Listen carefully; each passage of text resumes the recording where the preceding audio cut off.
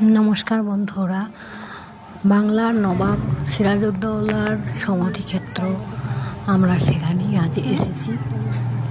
তো এই যে লেখাগুলো আছে এখান থেকেই আমরা জানতে পারলাম যে কোন সমাধিটা কার। তো আপনারা এই লেখাটা একটু পজ করে থামিয়ে পড়ে নেবেন।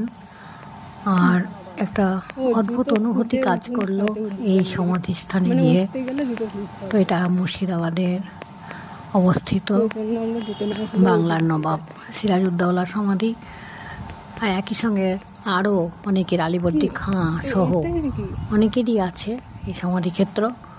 তো আপনারা দেখুন এবং আমার মতন অনুভূতিপ্রবণ হয়ে পড়ুন, কারণ ইতিহাসকে এত কাছে থেকে দেখা এটা সত্যি আমাদের সৌভাগ্য। আর এই সৌভাগ্য আমার হয়েছে। আমি দেখে এসে বেশ একটা আচ্ছন্ন ভাব ছিল আমার মনের মধ্যে, যে কত পুরনো ইতিহাসকে মনে করলাম, দেখলাম সামনে থেকে। যাই হোক, দেখুন এবং যে লেখাটা পাবেন সামনে ওইটা পজ করে একটু পড়ে নেবেন।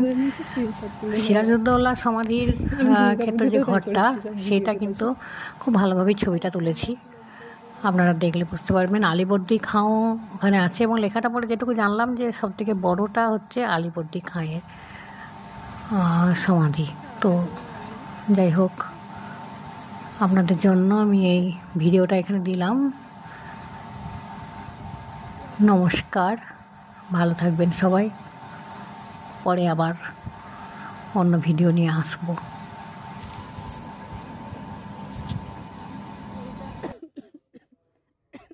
পুরো কাশি উঠে গেল।